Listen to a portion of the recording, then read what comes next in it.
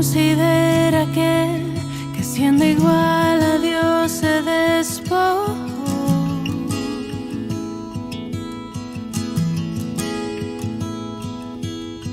Considera que semejante al hombre descendió.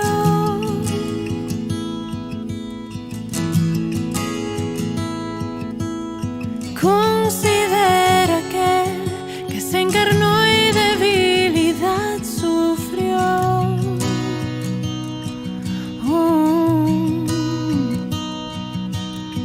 Considera que fue tentado en todo y no pecó.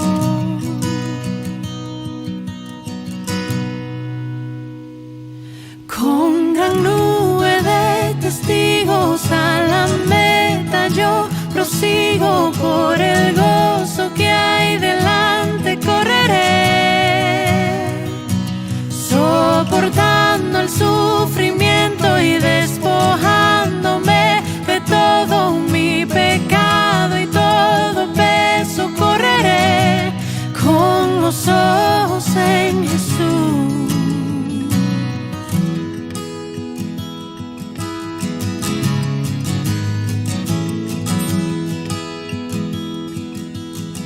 Considera que hasta lo más profundo se humilló.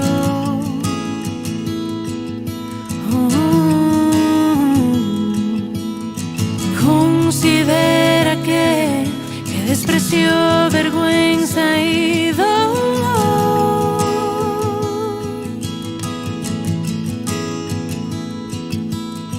Considera que el peso del pecado soportó.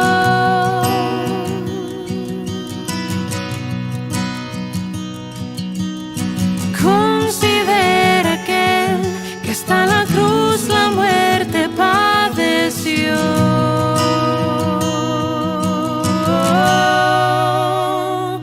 Con gran nube de testigos a la meta yo prosigo, por el gozo que hay delante correré, soportando el sufrimiento y despojándome de todo mi pecado y todo peso, correré con gran nube de testigos a la meta yo prosigo, por el gozo que hay delante correré, soportando el sufrimiento, despojándome de todo mi pecado y todo peso, correré con los ojos en Jesús.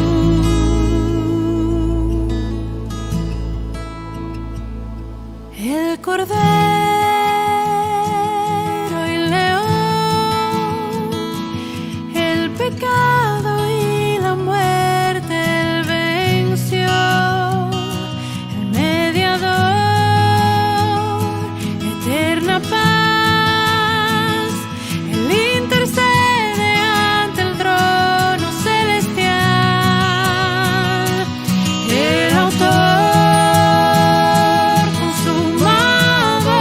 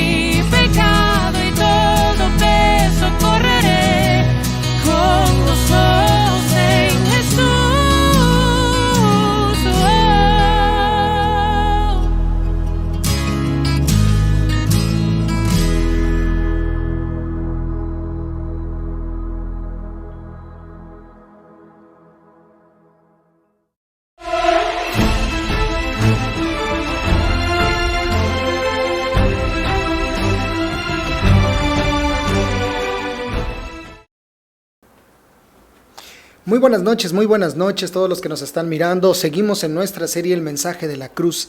Estamos ya prácticamente en la quinta palabra. Déjame y te comento un poquito acerca de cómo se fueron desarrollando cada una de estas frases.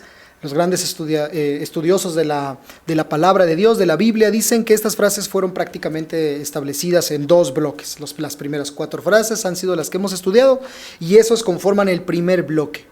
A partir de esta frase, la frase número 5, la quinta, la 6 y la séptima, son el último bloque, el segundo bloque, donde precisamente Jesús está prácticamente en su agonía. Está tan solo a unas horas de morir, a unos minutos ya de morir, de entregar su espíritu, ir con Dios, ir con el Padre. Y es precisamente donde va a entrar esta quinta palabra, una palabra, podríamos decir, o yo me atrevo a decir incluso, que cualquiera de nosotros puede decir. Me parece que esa frase de Padre, perdónalos porque no saben lo que hacen, creo que solamente Jesús tenía la capacidad de poder hacerlo. Me parece que esa palabra acerca de Dios mío, ¿por qué me has desamparado? También creo que solamente es exclusiva de Jesús. Como esa famosa frase única, icónica, cuando le dice precisamente al ladrón en la cruz: desde hoy te aseguro que estarás conmigo en el paraíso. Pero esta frase, la quinta palabra, me parece que es una palabra muy común de cualquier ser humano. Cualquiera de nosotros ha dicho esta palabra. Cualquiera de nosotros ha pedido agua. Cualquiera de nosotros tiene sed. ¿Por qué? Porque cualquiera de nosotros somos humanos. Y es que es hacia allá donde va a ir direccionada esta frase. Nuestro cuerpo es 60% agua. Y precisamente llegamos a la quinta palabra del mensaje de la cruz, en donde Jesús va a hablar y decir algo sumamente importante.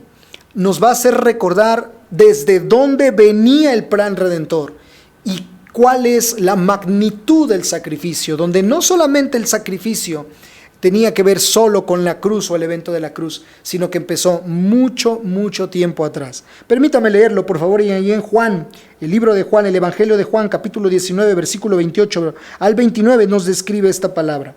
La Biblia dice así: Jesús sabía que su misión ya había terminado y para cumplir las escrituras dijo: tengo sed.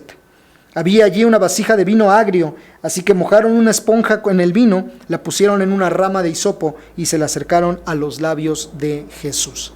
La frase número 5, la palabra número 5 es tengo sed. La quinta palabra es tengo sed. E insisto, cualquiera de nosotros podría decir esa es una palabra normal. Creo que es obvio que Jesús tenía sed después de todo lo que estaba pasando. Es más, según la escritura dice que unos instantes atrás, unas horas atrás, le habían dado de probar también igual vinagre y no lo quiso probar. Pero aquí Jesucristo pidió agua, tengo sed. Y le dieron a probar este vinagre que muchos entendemos era más o menos como un narcótico. Ahora, hay una explicación un tanto humana, razonable. Y la explicación es que Jesús estaba en su agonía. Habían todavía por decir 2 palabras importantes, 2 frases importantes. Las frases que vamos a ver el día de mañana y el día domingo en el cierre, en nuestra reunión general a las 12 del día. Esas 2 palabras eran sumamente especiales. Y para ese momento Jesucristo, que estaba ya en la agonía, estaba cansado, se estaba desangrando obviamente, y había pasado por una serie de situaciones de dolor, no solamente física, sino también emocional, me parece que necesitaba un poco de fuerza, algo que le remojara la garganta, le volviera a dar un poco de energía para expresar las últimas frases, las últimas palabras de ese momento, porque ya hemos dicho que no son las últimas frases de Jesús, ya que Él resucitaría y todavía diría muchas palabras más que serían de mucha edificación y victoria para muchos de nosotros. Esta sería la palabra entonces que vamos a estudiar el día de hoy, que vamos a tratar de reflexionar, porque no es una sed común, no es una frase común. Jesús estaba demostrando algunas cosas. Así que, ¿qué aprendemos de Jesús en esta frase? ¿Qué aprendemos de Jesús con esta frase? La sed de Jesús nos va a demostrar 3 cosas acerca de Él. Número 1, demostró que era realmente humano. La frase de Jesús, tengo sed, demuestra que Él era realmente humano. Siempre se ha debatido acerca de la humanidad de Cristo, acerca de esa parte donde Él era un hombre. Siempre se ha debatido, y es que nos cuesta trabajo entender cómo pudo ser posible que Él, siendo Dios, se haya despojado y se haya vaciado simple y sencillamente en la carne y haya sido hombre como tú y como yo. Pero la verdad es que el cristianismo, nosotros creemos que Jesús era 100% humano y era 100% Dios al mismo tiempo. Ese es el bello momento de la encarnación. Y si usted tiene alguna duda, para eso se encuentra Filipenses capítulo 2, versículo del 7 al 8, que me voy a permitir leer. La Biblia dice de la siguiente manera: en cambio, renunció a sus privilegios divinos, se está refiriendo a Jesús, adoptó la humilde posición de un esclavo y nació como un ser humano. Cuando apareció en forma de hombre, se humilló a sí mismo en obediencia a Dios y murió en una cruz como morían los criminales. La encarnación de Cristo, Filipenses capítulo número 2, versículo del 7 al 8, probablemente sea el pasaje más claro sobre la encarnación, sobre cómo sucedió, sobre cómo aconteció. Y esta palabra definitivamente contrarresta una de las posturas antiguas, muy antiguas, llamada el docetismo, el cual decía que Jesús solamente era, o parecía más bien, un humano. No era un humano, Él parecía como un hombre, pero al final del día era como un ente que caminaba y que parecía como un humano. Pero no es así. El docetismo hasta el día de hoy se sigue enseñando en muchas religiones completamente ajenas a lo que dice la palabra de nuestro Dios. Jesús era un hombre. Jesús era un hombre como tú y como yo. Filipenses lo dice claramente. No dice que haya dejado de ser Dios. El pasaje dice: renunció a sus privilegios de la deidad y se vació en la carne y habitó entre nosotros. No solamente parecía un humano, sino que Él era un humano. Y es Jesús, al expresar que tenía sed, demuestra precisamente su encarnación. Jesús dijo: tengo sed, como cualquier humano, como cualquiera de nosotros. Pidió agua para tomar, para saciar su sed de su físico, como usted y yo lo hacemos comúnmente, como necesitamos de esa agua para vivir, para sobrevivir como seres humanos que somos. Si no fuera entonces completamente humano Jesús, entonces no hubiese muerto, y entonces su muerte, es decir, ese evento de la cruz, no hubiera tenido validez, y entonces usted y yo estaríamos en un problema, porque entonces nadie nos podría salvar.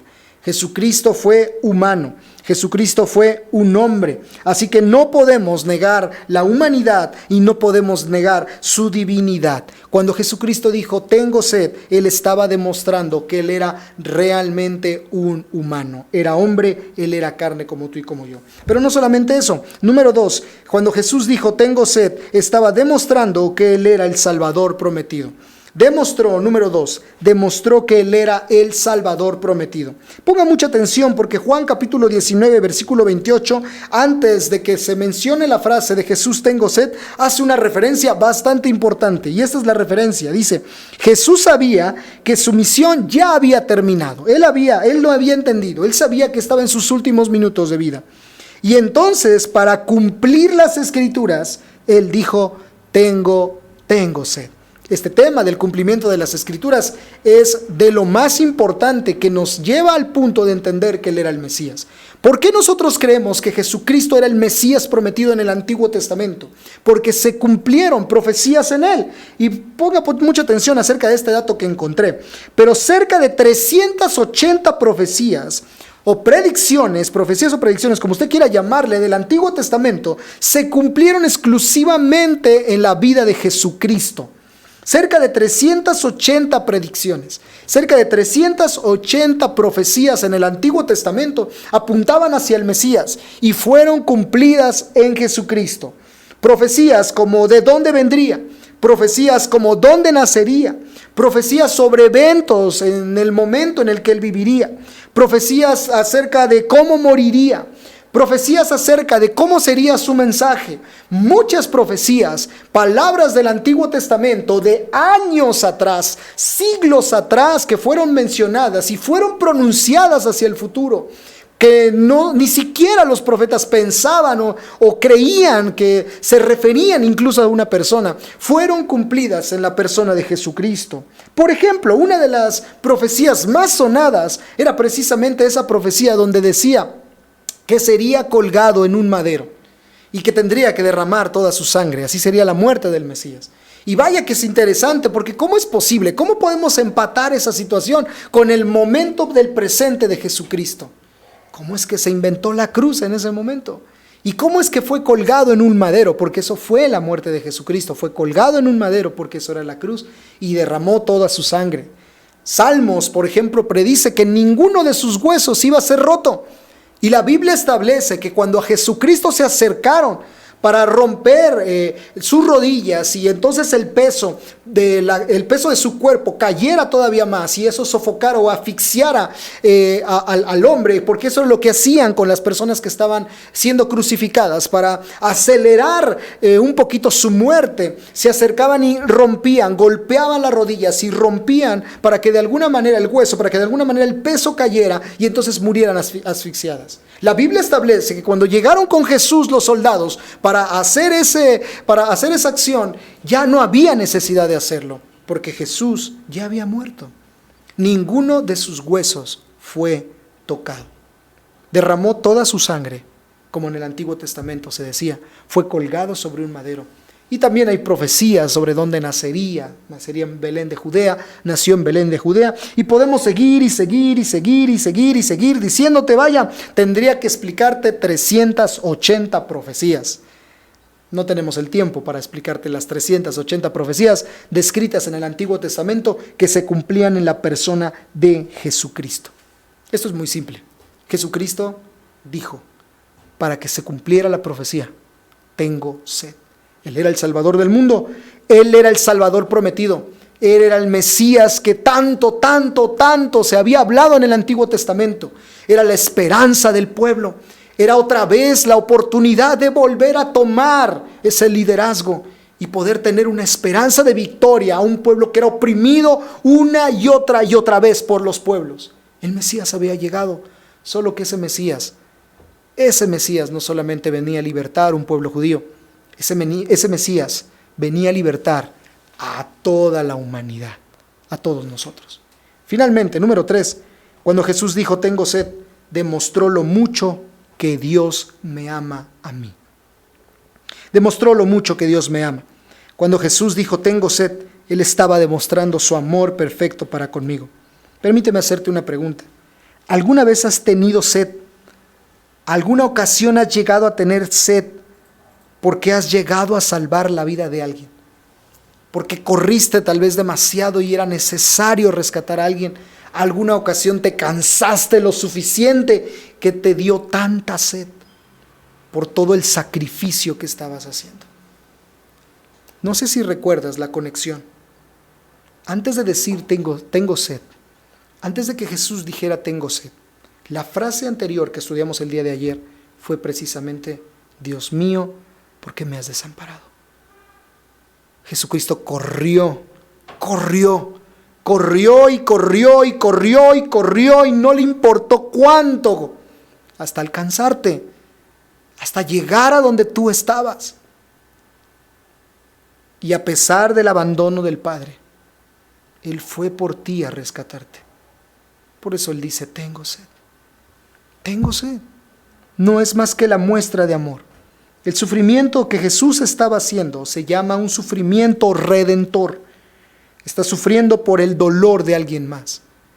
Él tiene una sed que tú y yo deberíamos de haber experimentado y no la vamos a experimentar.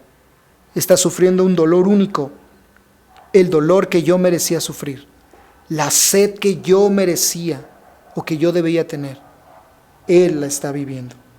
Está sufriendo y está padeciendo por mí. Romanos capítulo 5, versículo 8 dice así: pero Dios mostró el gran amor que nos tiene al enviar a Cristo a morir por nosotros cuando todavía éramos pecadores. Quiero concluir con una oración.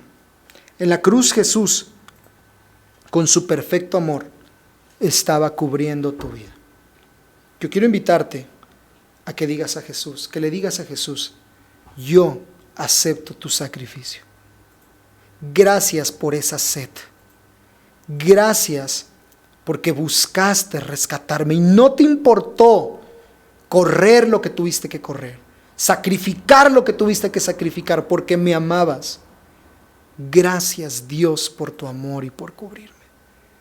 Si crees en Jesucristo y en su sacrificio, yo te invito a que hagas esta oración.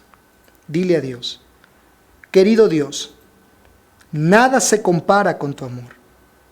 El acto de despojarte de tus privilegios y posesión divina para venir al mundo a habitar en un cuerpo humano y morir, solo demuestra el perfecto amor con el que desde la eternidad me has amado. Dile al Señor: hoy quiero responder a ese amor. Reconozco que mi pecado ha impedido mirar tu amor. Reconozco que mi pecado ha impedido mirar tu amor sosteniéndome, cuidándome, ministrándome. Amado Jesús, tu sed en la cruz demostró que eres el único y suficiente Señor y Salvador que esta humanidad necesita. Quiero que seas mi Señor y mi Salvador. Amén. Que Dios te bendiga.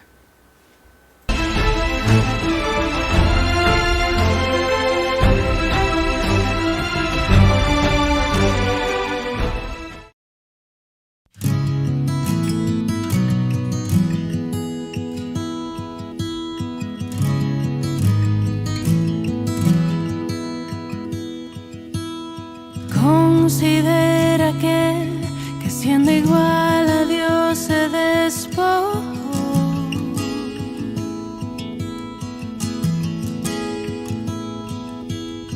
Considera que semejante al hombre descendió.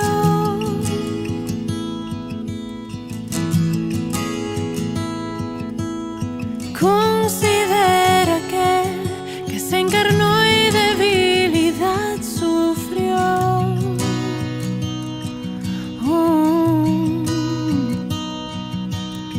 Considera que fue tentado en todo y no pecó.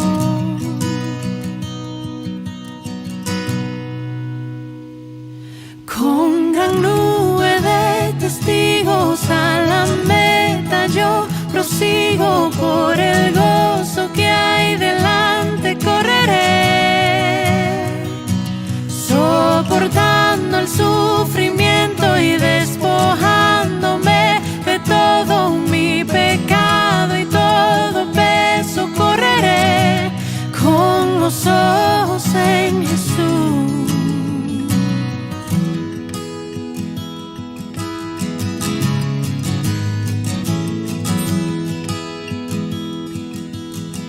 Considera que hasta lo más profundo se humilló.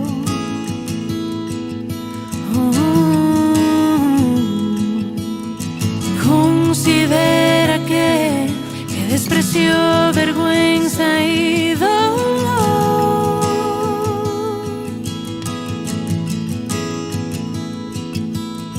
Considera que el peso del pecado soportó.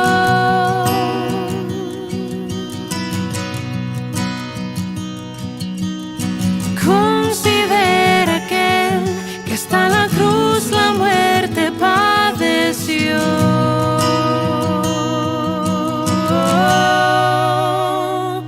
Con gran nube de testigos a la meta yo prosigo, por el gozo que hay delante correré, soportando el sufrimiento y despojándome de todo mi pecado y todo peso, correré con gran nube de testigos a la meta yo prosigo, por el gozo que hay delante correré, soportando el sufrimiento, despojándome de todo mi pecado y todo peso, correré con los ojos en Jesús.